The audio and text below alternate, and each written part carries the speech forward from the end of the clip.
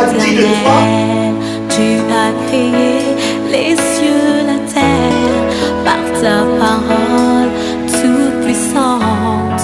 Et j'ai trouvé grâce à tes yeux. Éternel, notre Père, notre Père, notre Père. Déclaration aujourd'hui, j'espère ne pas être long, et j'espère ne pas être long aujourd'hui. Nous allons ouvrir la parole de Dieu dans l'épître, dans les Écritures, Hébreux chapitre 11, versets 1 à 4, et puis nous lirons bien sûr également Marc chapitre 11, versets 22 à 23. Je n'ai pas ma Bible avec moi, donc j'aimerais quelqu'un. Bien aimé, tu as ta Bible avec toi? D'accord. J'aimerais quelqu'un qui a une. Voilà. Marc, Hébreux chapitre 11, verset 1 à 4, maman, si tu peux lire. Lisons la parole de Dieu. Amen. Hébreux 11, 1 à 4. Or, la foi est une ferme assurance des choses qu'on espère, une démonstration de celles qu'on ne voit pas. Pour l'avoir possédé, les anciens ont obtenu un témoignage favorable.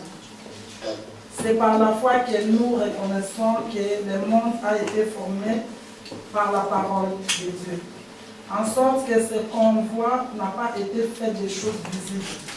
C'est par la foi qu'Abel offrit à Dieu un sacrifice plus excellent que celui de Caïn. C'est par elle qu'il fut déclaré juste. Dieu approuva ses offrandes. Et c'est par elle qu'il parle encore, quoique mort. Amen. Amen. Est-ce que l'Église peut dire un grand Amen? Amen. Marc chapitre 11, verset 22 à 24. Et ayez foi en Dieu. 22. 22. Ouais. Jésus prit la parole et leur dit, ayez foi en Dieu.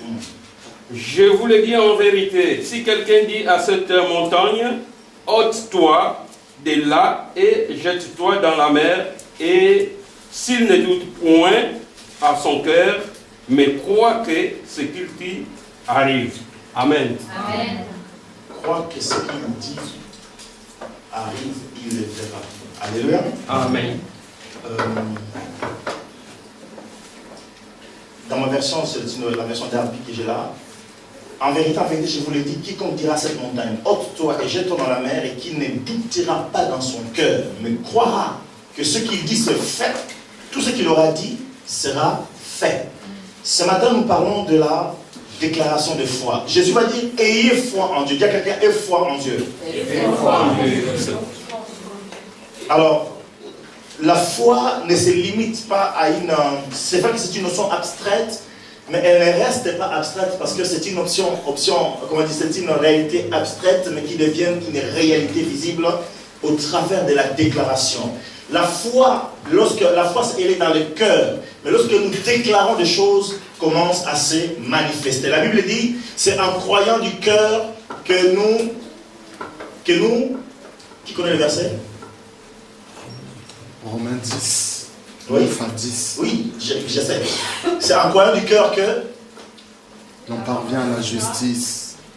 Et c'est en confessant de la bouche que... On obtient le salut. Ah, vous avez intérêt à réviser encore la Bible, hein? C'est en croyant du cœur que nous arrivons à la justice, et c'est en confessant de la bouche que nous parvenons au salut. Le salut, c'est quelque chose que nous pouvons toucher, palper. Le salut n'est pas seulement le salut des l'âme pour aller au ciel, mais le salut, c'est également la guérison du corps. Le salut également, c'est la solution à nos problèmes. C'est la paix du cœur, ainsi de suite. C'est en confessant de la bouche que nous parvenons au salut. Et donc, la foi n'est pas simplement quelque chose d'abstrait. La Bible dit que la foi est une ferme assurance de choses qu'on espère et une démonstration de celles qu'on ne voit pas. Ce matin, ce dimanche matin, nous allons faire des déclarations. Il y a quelqu'un, tu dois déclarer des choses. Dans ta propre vie. Regarde-le encore. Non, mais regarde ton frère ou ta soeur. Ma soeur, tu peux regarder là, il est seul là-bas. Alors dis-lui aujourd'hui, tu seras prophète. Tu seras prophète de ta propre vie. de ta propre vie. Est-ce qu'on peut dire amen? Amen. Oui, la foi est une ferme assurance de de choses qu'on espère et une démonstration de celles qu'on ne voit pas. La Bible dit, pour l'avoir possédé, les anciens ont obtenu un témoignage favorable. Bien aimé, aujourd'hui nous parlons de David, nous parlons d'Abraham, nous parlons de plein de gens. Mais si on parle de ces gens, c'est parce qu'ils avaient la foi. Et au départ, cette foi-là, les gens ne les comprenaient pas. Prenons le cas d'Abraham. Dieu lui dit, on ne t'appellera plus Abraham, mais tu t'appelleras désormais Abraham. Tout à l'heure, pendant que nous prions pour la sœur Brigitte, elle disait, non, parle toujours, on verra. Mais bien aimé, quand dans 2 ans, la sœur Brigitte sera comme Bénigine, les gens diront, c'était vrai. Amen. Alléluia. Amen. Parce que nous sommes en train de vivre des choses qui nous surprennent. Regarde le ciel et compte les étoiles. Telle sera ta postérité. Hier, je ne sais plus où est-ce qu'on était. Je ne sais plus où est-ce qu'on était hier soir. Ah oui, après le séminaire, on était un peu dehors. Je regardais le ciel et j'ai commencé à regarder les étoiles. Ah, c'était où? Je commençais à regarder les étoiles parce qu'il n'y a pas longtemps, Dieu m'a dit, toi aussi tu es un père de multitude. Amen. Je vous le dis parce que Dieu me l'a dit à l'église, l'un de mes enfants prophétisait. Et je n'arrête plus maintenant ces derniers temps. Dès qu'il y a le ciel dégagé la nuit, je compte les étoiles. Moi aussi, je suis le père de multitude. Et je commence à compter un Sébastien, junior, hein? 2 Sébastien, junior au féminin ou au masculin. Alléluia. Un apôtre, 2 apôtres, 2 prophètes, 3 prophètes. Moi, je crois dans ces choses-là. Bien aimé, si vous êtes là, c'est parce que quelque part Dieu m'a appelé. Alléluia. Je ne serai pas là, vous ne serez pas là. Maintenant, aujourd'hui, si vous n'êtes pas là, je ne serai pas là non plus. Mais au départ, il a fallu que Dieu me mette à part et que je croie dans la parole de Dieu. Lorsque nous sommes venus à Metz, vu que je connaissais parce que je venais installer les alarmes ainsi de suite, Dieu nous a dit, Metz, on est venu, on ne savait pas qui servait les églises ou pas. Qu'est-ce qu'on a fait? On a loué une chambre d'hôtel avec 2 amis. D'ailleurs, j'ai pensé à eux ce matin dans un petit temps de prière. Et on a dormi dans un hôtel première classe dans un coin là-bas. Et la nuit, on a fait le tour de Metz, comme des fous. On priait, tous les 3. On a marché à Metz, à l'époque où on était encore célibataire, et on a marché sur Metz, on a prié sur Metz, on est allé se coucher. Et la nuit, chacun d'entre nous a eu un combat terrible. Quand on s'est réveillé, waouh, quelle ville. Mais aujourd'hui, vous êtes là. Amen. Mais je sais que demain, ce sera des milliers de personnes dans cette assemblée. Alléluia. Amen. La foi, Abraham a cru. Et lorsque Abraham a cru, il accepte que son nom soit changé. Aujourd'hui, il faut accepter ce que Dieu a dit de toi. Non seulement l'accepter, mais commencer à le déclarer. Amen. Dieu est grand, Dieu est bon. Je vais le dire à quelqu'un, crois. Voilà pourquoi Jésus dit, ayez foi en Dieu. L'apôtre Pierre était étonné, mon frère. Toi qui as vécu un miracle extraordinaire. Ce n'est que le début, mon frère. Amen. Ce n'est que le début. Amen. Dieu peut t'amener encore plus loin. Yes. J'ai entendu les témoignages, même si tu ne m'as pas appelé. Mais j'ai rendu grâce à Dieu. Alléluia. Amen. Il est vivant. Amen. Ce n'est que le début. Nous allons vivre encore des choses merveilleuses. Jésus dit, Pierre, tu es étonné. Pourquoi en fait, les jours d'avant, il passait devant un arbre. Jésus avait faim, parce qu'il était un homme comme nous, hein. Ouais. Même s'il était Dieu. Amen. Il avait faim, il était aussi fatigué. Il avait aussi ce moment de cafard. Si vous lisez l'histoire, à un moment, il était triste. Donc, ce jour-là, il avait faim, et puis, devant un figuier, il dit, ah ben, c'est une bonne chose. Il voulait manger, mais il n'y avait aucun arbre dans ces figuiers-là. Il va maudire l'arbre. Ils sont passés. Le lendemain, il passe par le même chemin. Pierre remarque, mais l'arbre qui était vert hier commence à avoir des feuilles jaunes et commence à se dessécher. Pierre dit à Christ, Seigneur, regarde. Bien-aimé, si nous avons la foi, le même chemin que nous avons emprunté hier, quand nous repasserons le lendemain, les gens vont dire, hé, regarde, hier il est passé, il était à pied. Aujourd'hui, il commence à rouler à vélo. Alléluia. Amen. Et quand tu repasseras par le même chemin, quelqu'un m'entend aujourd'hui? Amen. Les gens diront, oh, hier il était à vélo, aujourd'hui il a une moto. Yes. Je parle à quelqu'un. Tu repasses par le même chemin, le lendemain, je dis, mince, ça y est, il a une voiture, depuis qu'il a le permis. Les gens s'étonnent. Vous savez, quand Jésus opère des miracles, cet homme qui était aveugle, et quand il commence à voir, les gens disent, mais c'est lui ou ce n'est pas lui? Les gens vont dire, non, mais c'est son jumeau. Alléluia. Amen. Tout le monde n'a pas la grâce d'avoir des jumelles, oh maman. Amen. Alléluia. C'est un jumeau. Non, il lui ressemble. Non, mais c'est... Et lui-même dira, mais c'est moi. C'est moi l'aveugle qui était là habillé en haillons, des habits bibamba. Donc collé à gauche, collé à droite. C'était moi. Mais regarde ce que Christ a fait de moi. La foi peut changer ta destinée. Dis à quelqu'un, la foi peut changer ta destinée. Donc aujourd'hui, tu dois faire des déclarations de foi. Parce que Jésus ne nous a pas appelés pour la mort. Romains chapitre 8, verset 15, Jésus nous a appelés pour la vie. Au chapitre 8, verset 15 de Romains, la Bible dit ceci: nous n'avons pas reçu un esprit de servitude pour être encore dans l'esclavage, mais nous avons reçu un esprit d'adoption par lequel nous crions Abba Père. Amen. Si tu as l'esprit d'adoption, tu vas te mettre à crier Abba Père. Bien-aimé, je me souviens toujours, ma mère disait, ton père ne t'a pas donné de l'argent. Quand les gens ne connaissaient pas l'histoire, ils diront, mais il est où son père? Mon père, il était enterré alors que j'avais 7 ans. J'ai fait des études, et pour payer des études universitaires dans un pays étranger, parce qu'étant étranger angolais au Congo, je n'avais pas de bourse d'études et les études étaient plus chères. Parce que les Congolais bénéficiaient, c'est normal, c'est des nationaux, des minérales moins chers. Moi, à l'université, je vais payer énormément, plus que doublement.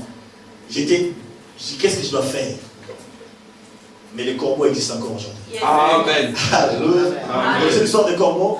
Dieu va dire à Élie, va au torrent, j'ai ordonné aux corbeaux de te nourrir. Quelqu'un que je ne connaissais ni d'Adam ni d'Ève va me payer ma première année d'études. Et parfois, je revenais à la maison, j'avais de l'argent dans la poche.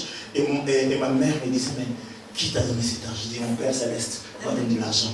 Et quand ma mère était en crise, elle venait me voir, papa, ton père ne t'a pas donné de l'argent. Alléluia.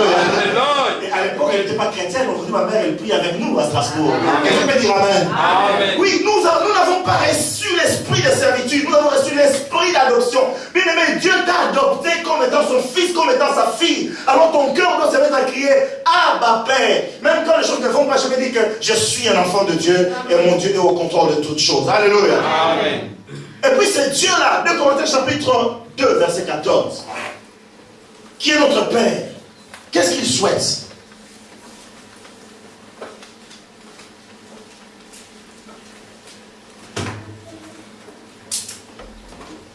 Deux Corinthiens chapitre 2, verset 14.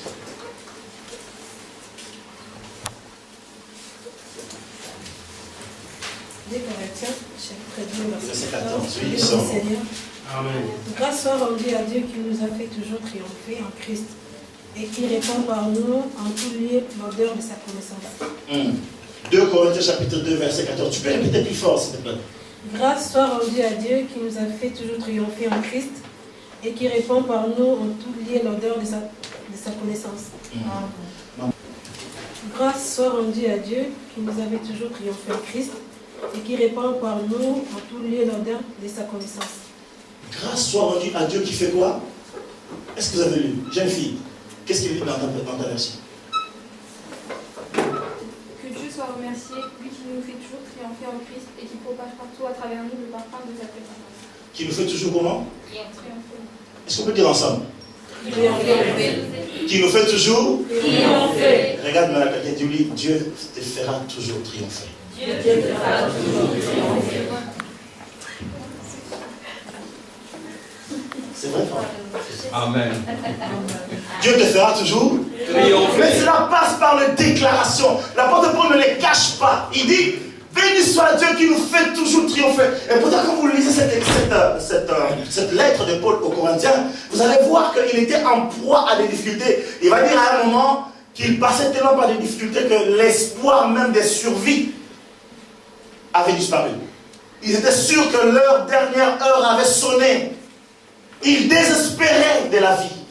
Mais il va écrire, Dieu nous fait toujours triompher. Ce matin, j'aimerais que tu saches que le Dieu en qui tu as cru, c'est lui qui te dit aujourd'hui par Jésus-Christ, aie foi en Dieu. Il veut te faire triompher. Mais Dieu ne t'a pas appelé à courber les chines, à courber la tête. Dieu ne t'a pas appelé à marcher la tête basse. Combien de fois ne rencontrais-je pas sur le chemin des gens qui parlent tout seuls? Ils ne sont pas fous. Mais les problèmes ont dépassé leur tête. Alléluia. Amen. Ils sortent du cabinet médical, ils commencent à parler tout seuls. Ils sortent de la préfecture, ils parlent tout seuls. Ils sortent du marché, ils parlent tout seuls. Bien aimé, récemment, j'ai parlé avec quelqu'un qui m'a dit qu'il s'est retrouvé dans un... Non, je ne donne pas cet exemple-là, c'est pas bon. Alléluia. C'est trop personnel. Mais j'aimerais simplement dire ceci. Il y a des gens qui sortent du supermarché pour acheter quelque chose, mais ils se rendent compte que la carte bancaire a été bloquée. Ils ont rempli les caddies, Et ils arrivent à la caisse, confiants. Ils présentent la carte se refuse, muet. Refait le code, rien. On ressort la deuxième carte, ça ne marche pas. Et quand ils sortent de là, ils ont la tête baissée. J'aimerais dire à quelqu'un, relève la tête. Alléluia. Dieu nous fait toujours triompher. Et ton devenir et ta destinée n'est pas liée à l'argent que tu as, mais ton devenir et ta destinée est liée à ta foi en Jésus-Christ. Je rappelle ça à quelqu'un. Dieu part d'un rien pour créer quelque chose. Et il veut faire quelque chose avec toi. Il veut faire quelque chose de ta vie avec toi. Il faut que toi tu collabores, que tu coopères avec lui. Et la manière dont tu dois coopérer, tu dois avoir la foi, mais cette foi doit être déclarative. Vous êtes avec moi? Autre chose que nous devons savoir, quand Christ dit ayez foi en lui, il va dire ceci, vous direz, voilà la déclaration. Si vous avez foi, tu diras à cette montagne. Ce matin, comment s'appelle ta montagne? Une maladie? Un problème en famille? Comment s'appelle ta montagne? Des études qui ne marchent pas? Des incompréhensions avec des amis, relationnels, j'en sais rien. Quelle est aujourd'hui ta montagne? Jésus va dire, tu diras. Vous remarquerez qu'avant de parler de la prière, parce qu'il va d'abord dire, si quelqu'un croit en Dieu, il dira à cette montagne. S'il ne doute pas, il dira. Et c'est là qu'au verset 24 qui va dire ceci, si vous priez, mais au départ, nous devons parler. Il y a quelqu'un qui doit parler. Tu dois parler à ton problème. Tu dois parler à ton problème. Maintenant, si quelqu'un n'a pas de problème, dis-lui, mais tu vas louer Dieu. Alléluia. C'est pour cela que Jacques dit quelque part, quelqu'un a-t-il un problème, qu'il prie. Amen. Si quelqu'un est dans la joie, qu'il fasse quoi? Qu'il chante. Voilà. Donc, si tu n'as pas de problème, alors mets-toi chanter. En fait, d'une manière ou d'une autre, nous devons confesser quelque chose pour que Dieu soit toujours actif dans notre vie. Jésus va dire au sujet du Père Céleste, il va dire ceci, mon Père agit jusqu'à présent, moi aussi j'agis. Mais nous devons apprendre à déclarer des choses. Je ne sais pas si c'est ici que j'avais dit cette histoire qu'on nous a relatée par un pasteur. Un homme était devant un cas de possession démoniaque. Non, pas devant un cas, non. Un homme était attaqué par le diable. Il voyait les démons venir l'attaquer. Et pendant qu'il parlait avec Jésus, dans la vision, il parlait avec Jésus. Jésus était à côté. Et les démons viennent, attaquent la personne. Alors lui dit, mais Jésus doit me défendre. Vous me suivez? Amen. Jésus doit faire quelque chose. Mais Jésus avait les bras croisés, il le regardait. Il le regardait, puis à la fin, il dit, mais Jésus, pourquoi tu ne fais rien? Il dit, mais je vous ai déjà donné tout pouvoir. Amen. Ce n'est pas à moi. Vous avez déjà... Il dit, mais c'est vrai que Jésus peut intervenir. Quand il sait que nous avons déjà commencé et que ça n'a pas marché, il dit, bon petit, attendez, je vais vous donner un coup de main. Alléluia. Mais il t'a donné le pouvoir. Et quand il pose la question, je dis, mais non. Je vous ai dit que voici les pouvoirs, voici les miracles qui accompagneront ceux qui auront cru en. Ils feront quoi? Ils chasseront les. Donc, quand les démons viennent, n'appelle pas le pasteur, dis-le le pasteur Victor la nuit. Dis aux démons, au nom de Jésus, fais quoi? Va nous arrête. La déclaration, nous devons déclarer. Jésus va dire, si tu vois cette montagne qui est devant toi, tu lui diras, jette-toi la main et elle le fera. Les dieux qui nous fait sans cesse triompher. Mais nous devons apprendre à prononcer les paroles de Dieu. Des déclarations de foi à partir d'une position. Quelle est cette position? Dans l'Ancien Testament, Dieu va dire aux enfants d'Israël, tu te mettras sur telle montagne pour prononcer des malédictions. Et il dira encore, pour bénir mon peuple, tu dois aller sur telle autre montagne. Il y avait deux montagnes différentes. Il y a une montagne spécifique sur laquelle il faut se tenir pour prononcer la malédiction. Et il y a une autre montagne spécifique sur laquelle il fallait se tenir pour prononcer les bénédictions. Or, pour faire des déclarations bénéfiques ou des bénédictions dans ta vie, tu dois te tenir sur la bonne montagne. Et quelle est cette montagne? Alléluia. David va dire dans le psaume 121, je lève mes yeux vers les montagnes.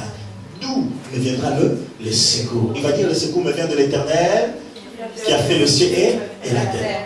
Dans un autre verset, le roi David va dire encore ceci, que l'Éternel te bénisse depuis Sion. Sion, c'est la montagne de Dieu. Nous devons nous tenir sur la Sion céleste, là où Christ règne, là où Jésus est roi. Notre Sion aujourd'hui, c'est l'Église. Non seulement l'Église physique, mais l'Église spirituelle, universelle, invisible. Nous devons être sûrs d'être dans l'Église avec le corps de Christ uni. Et quand nous prononcerons les paroles, nous savons que nous partons d'un bon lieu. Alléluia. Bien aimé, les lieux sur lesquels tu te tiens influence également les paroles que tu vas déclarer. Si pendant que tu veux faire des déclarations dans ta vie, toi, tes pieds fréquentent les bars ou les boîtes de nuit, tes bénédictions n'auront aucun effet.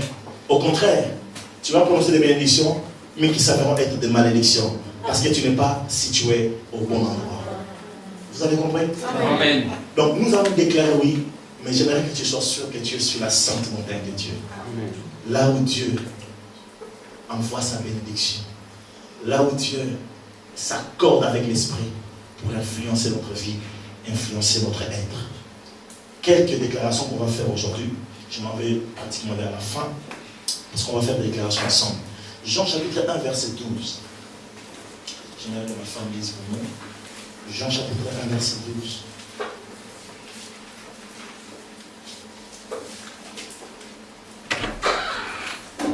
Jean 1, verset 12. Mais à tous ceux qui l'ont reçu, à ceux qui croient en son nom, elle a donné le pouvoir de devenir enfants de Dieu, lesquels sont nés non du sang, ni de la volonté de la chair, ni de la volonté de l'homme, mais de Dieu. Amen. Amen. Première déclaration que tu vas faire. Je suis un enfant de Dieu. Vous vous rappelez, j'avais commencé Romains 8, 15 qui disait, nous n'avons pas reçu un esprit de servitude, mais un esprit d'adoption par lequel nous crions Abba, Père. Et quelque part, toujours dans le livre de Romains, chapitre 8, l'apôtre Paul va dire, l'esprit rend témoignage à notre esprit que nous sommes enfants de Dieu. Deuxième déclaration que nous allons faire. Nous en faites pas, je vais vous les réciter parce qu'on va prier pour ça. Je ne suis plus sous la condamnation. Romains chapitre 8, verset 1 dit ceci. Il n'y a plus de condamnation pour ceux qui sont en Jésus-Christ. Romains 8, 1 pour ceux qui écrivent. Il n'y a plus de condamnation. Bien aimé, dans mon parcours, dans mon petit parcours, parce que Dieu me garde encore. Hier, on a croisé un monsieur qui a 91 ans. Je dis, Seigneur, peut-être tu me feras cette grâce si tu ne viens pas avant. Alléluia. 91 ans, il a toute sa tête. Il n'est pas Alzheimer. Donc, voilà, vous avez compris, là. Il parle bien, il mange bien, il est encore un peu en forme. Je disais quoi? Dans mon parcours, je croisais des gens, des personnes dont la conscience était émoussée et ils avaient du mal à être acceptés, à s'accepter elles-mêmes devant le Seigneur.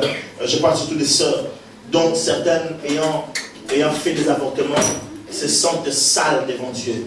D'autres ayant eu une vie dissolue se sentent comme elles ne sont plus dignes d'être un jour d'être une femme normale dans un mariage ou d'être des hommes normaux dans un couple. Mais j'aimerais te dire ceci, la Bible dit il n'y a plus de condamnation pour ceux qui sont en Jésus. Est-ce qu'on peut dire Amen? Amen. L'Éternel Dieu est celui qui change la vie de quelqu'un. Vous savez que dans la généalogie de Jésus, nous avons des femmes comme des Rahab, une prostituée professionnelle, parce que selon le commentateur biblique, cette femme s'est prostituée pour le compte des religions. Vous savez, il y a des religions qui avaient des prostituées officielles, entre guillemets. Et cette femme, c'était sa vie. Voilà pourquoi elle avait reçu les espions et les gens savaient que ben voilà, les espions sont là. Donc c'est la femme à homme.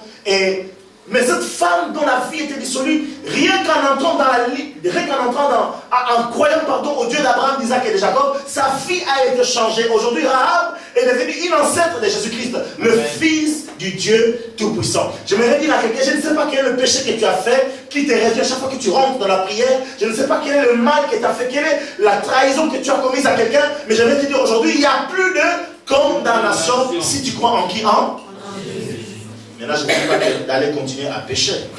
Ce n'est pas ça que je dis, ça c'est autre chose. Mais j'aimerais que ta conscience soit tranquillisée, parce que Jésus-Christ est mort sur la croix pour toi. Et l'apôtre Paul va rajouter, Christ a effacé l'acte dont les ordonnances nous condamnaient et qui subsistaient contre nous. Et puis, une autre déclaration que nous allons faire de la foi. Je suis plus que vainqueur par Jésus-Christ qui m'a aimé. Dis à quelqu'un, tu es plus que vainqueur. Vous avez, dans le football, être vainqueur, c'est gagner 1-0. C'est déjà pas mal, hein, jeune homme? Tu veux du foot, non? 1-0, c'est déjà bien. Hein? 3-0, c'est quand même top. Mais là, imaginez une équipe comme l'équipe du Brésil. Ils ont eu une raclée. Hein. Vous vous rappelez? Face à quelle équipe? Oui ou non, ils ont eu une raclée? Donc là, on peut dire, les Allemands n'ont pas seulement été des vainqueurs, mais ils ont été plus que... Vous me suivez? Amen. Et Dieu te déclare aujourd'hui, tu es plus que vainqueur. Donc, Ne sois pas dans une mentalité négative ou d'autodestruction, mais commence à dire je suis plus que vainqueur. Dis à quelqu'un, ton problème ne va pas t'écraser. Mais tu dois l'écraser. Au nom de Jésus. Et puis, j'ai apprécié ma femme, elle disait écraser. Il faut fermer les dents du révéler. Je vais déboussir aujourd'hui. Mais ça nous manque en tant qu'enfant de Dieu. Nous n'avons pas cette assurance, cette certitude. Nous tremblons devant les problèmes et nous perdons vite courage. C'est vrai qu'on est des hommes, on peut perdre courage, mais il faut que nous revenions au bon sens chrétien en disant je suis plus qu'un vainqueur. Les problèmes ne sont pas là pour m'enterrer, mais pour plutôt m'élever. Voilà pourquoi la Bible dit mes ennemis deviendront mon marchepied. Toi, tu vas avoir le marchepied, des escaliers qui te permettent d'atteindre un niveau que toi tu n'as pas. Si tu n'as pas d'ennemis, tu ne pourras pas être élevé. Donc ne te plains pas. Si tu as de l'adversité qui apparaît dans ta vie, commence à te réjouir. Parce que l'adversité est là pour te pousser à aller plus loin. Il semblerait que l'aigle vole plus haut quand le vent est contraire.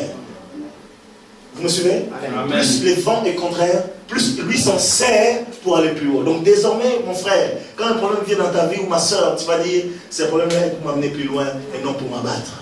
Quel que soit le type de problème, que ce soit la santé, que ce soit les finances, que ce soit l'administration, que ce soit la famille, je ne sais pas quelle autre question spirituelle, tu vas dire non, ce problème est là pour que moi je puisse pouvoir m'envoler parce que je suis de la race de l'aigle. Quelqu'un va dire amen? Amen.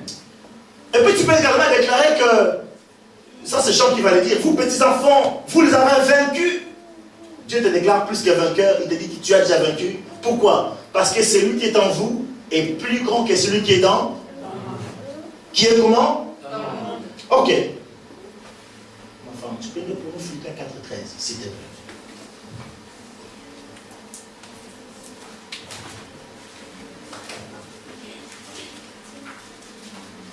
Philippiens 4:13. Écoutez cette autre déclaration.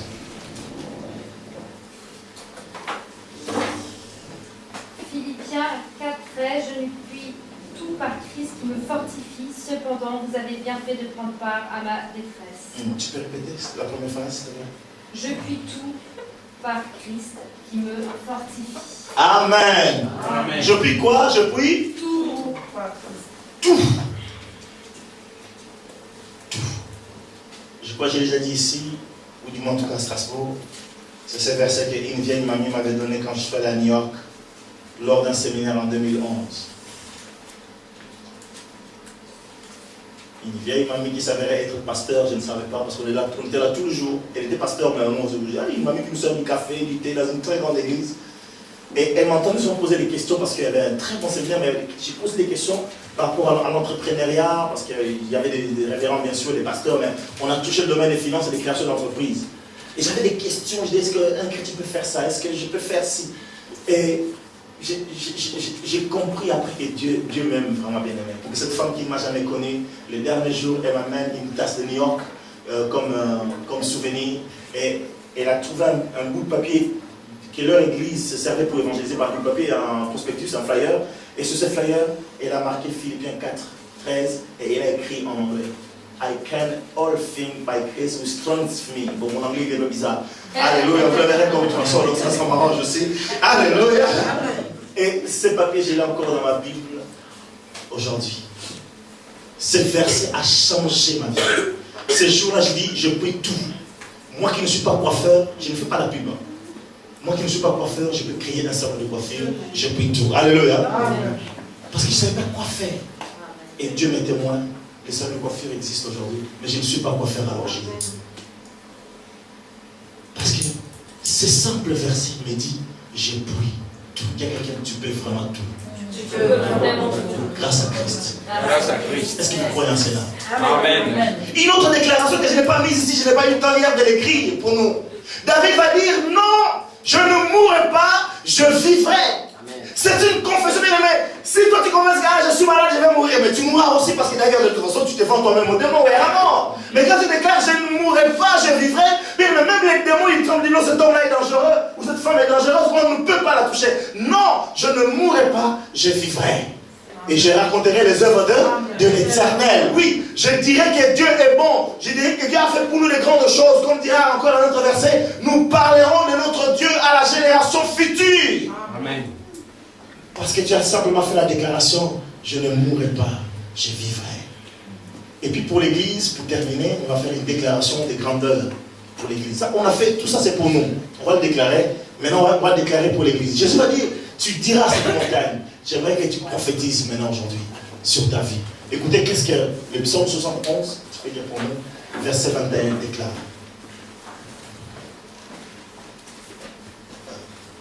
Il y a notre frère Massamba qui a chanté. Non, je ne mourrai pas, je vivrai. Non, non, je ne mourrai pas, je vivrai. La suite. 71, verset 21. Je rencontrerai les œuvres de l'Éternel, je ne mourrai pas. Alléluia. Amen. Psaume 61. 71. 71, verset 21. Relève ma grandeur. Console-moi de nouveau. Tu peux répéter s'il te plaît. Relève ma grandeur. Console-moi de nouveau. Amen. Amen. Vous avez entendu? Amen. Qu'est-ce que David va dire? Relève. Amen. Donc David était déjà grand. Bon, maintenant, si nous on n'est pas encore grand, on dit Seigneur, donne-moi quoi là? La grandeur. Si tu sens que tu es déjà grand, tu dis Seigneur, relève ma grandeur. Autrement dit, Dieu ne se pose pas de limites par rapport à nous, ne pose pas de limites par rapport à nous. C'est à nous de réclamer nous-mêmes, Seigneur, élève-moi encore. Amen. Donc si tu es riche, tu peux dire Seigneur, que je devienne encore plus riche. Si tu es pauvre, ne dis pas que tu deviens encore plus pauvre. D'ailleurs, à ce sujet, la Bible dit que les pauvres disent que je suis. Vous ne connaissez pas ce verset? Que les pauvres disent que je suis. Donc, maman Brigitte ne dit plus jamais que je suis pauvre.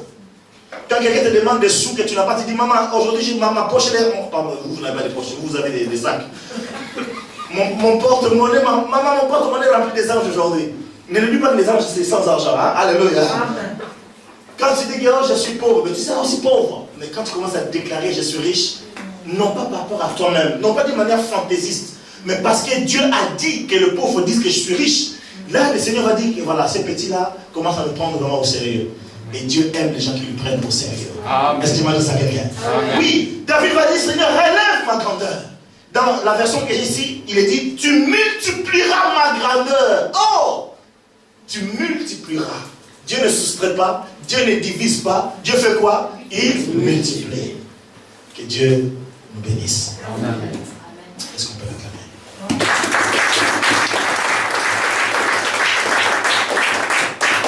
On va se mettre à la ici.